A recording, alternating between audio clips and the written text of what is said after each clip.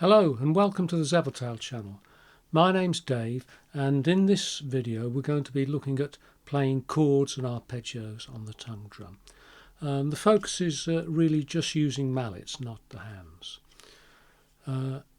We're going to be using G minor tongue drum. Now you can use G minor or any minor key or any major key, and in some instances pentatonic drums.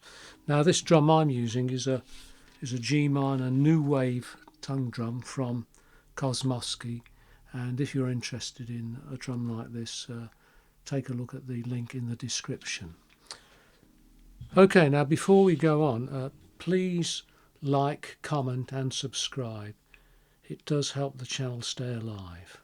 Thank you.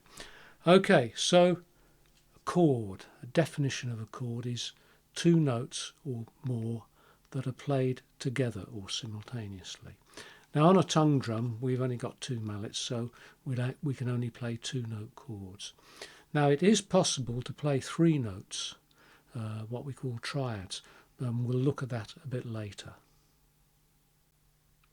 Okay, so let's look at playing two notes together that will produce harmony. So we're going to be looking at odd numbers and even numbers. So for example, if we take two odd numbers on this side of the drum, a 7 and a 9, which happen to be an F and an A, if we play those together we produce quite a nice harmonious sound. Again, on the other side of the drum, look at some even numbers, say 6 and 8 or 4 and 6. Again we get harmonious sounds. So 1 and 3, nice low harmony there. So it's playing two odd numbers together. Now I don't recommend that you play an odd and an even number together, especially adjacent numbers. For example, 6 and 5. They become they clash. They become what we call a discord. Say a 10 and 11. It's not too bad, but it's still a bit discordant. 8 and 9. Okay. We can use these, but it depends in what context and what sort of music we're playing or composing. But for the moment I recommend you leave them. So stick to the odd numbers and even numbers. Now we can extend these and actually play the three notes, but we have to do it slightly differently. With two mallets we can't play three notes at once. So we have to play them in what we call as a broken chord or arpeggio. So we go 7, 9, 11. So we play them one after another.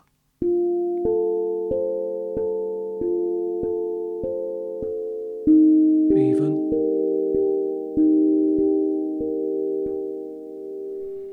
Okay.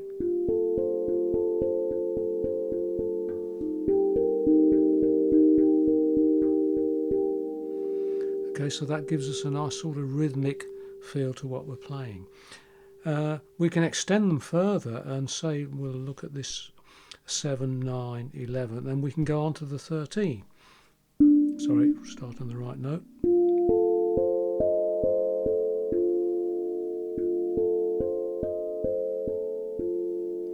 So there's lots of ways we can do it. One of my favourite rhythms is this.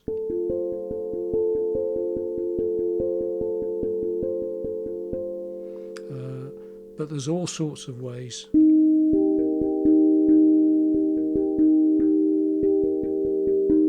And experiments you can do. So we can play the triad, the three notes, and we can play four notes. We could even muck around and play five notes, but experiment yourself with that. Okay, now there is a way that we can play the three notes together as a triad, what is known as a triad. So I need my other mallet. Okay, we've got it. So we need three mallets. So you need to hold two in one hand. So you need to find a comfortable place where you can hold the mallets and get the right distance to get two notes sounding at the same time.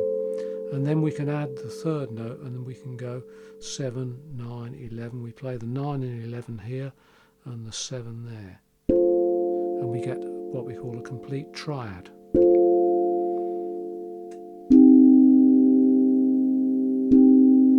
Now there is a problem, I don't know if you noticed then, there's a couple of problems with doing this.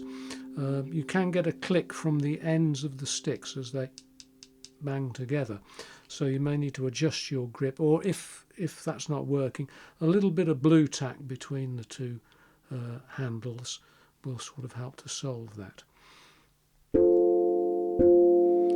Now the other problem is manoeuvring around the drum. If it gets a little bit awkward and you don't want to start walking around the drum, so you have to experiment which feels comfortable, which notes work best, and use the chords that are comfortable to play.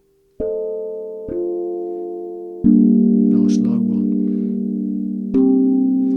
So that's how we would play triads. Now there is a link in the description to a video I did not too long ago, just playing triads, and I played them some like that and some with a bit of a distance away to get some interesting sounds.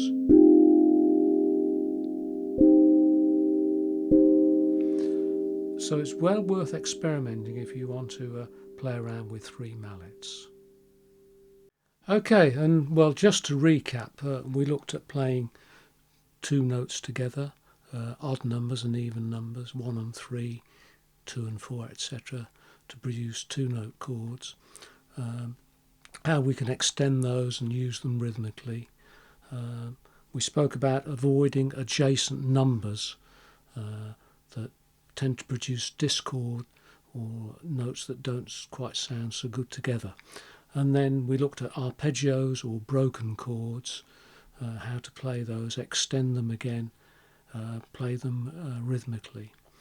And finally we looked at using 3 mallets to produce 3-note chords or triads. Okay, so thanks for watching. I hope you enjoyed the video and learnt something from it. There are a few links in the description which will take you to different videos which might help you improve your playing. So again, once again, thanks for watching, and we'll see you on the next one. Bye for now.